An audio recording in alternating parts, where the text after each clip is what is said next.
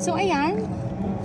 So kung tatanungin nyo kung sulit yung 1,500, well, depende yon kung paano nyo i-appreciate yung lugar. Pero ang ganda niya guys, ang dami yung pwedeng spot na pwedeng pagkuhanan ng picture. At ayan, tingnan nyo, ang gaganda ng Bougainvillea.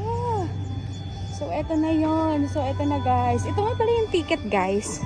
Yan yon. So pag pumapasok kayo para sa mga resort, may parang pinaka band na isusot sa kamay ninyo. Ang ganda niya guys. So ang may-ari pala ng J Castle at saka ng Vineyard ay iisa. Kaya pala magkatapat sila. Ayun pala yung Taal. Ay, yung ano ba yung Tagaytay? Ayan na yung Taal Lake. Kitang-kita guys, dito yung Taal Lake. Super ganda dito. Super init lang. So kailangan nyo mag-sunblock. Kailangan nyo magdala ng payong. Saka payong and then cap. Ayun, nakatang So dito tayo bababa. Dito tayo bababa.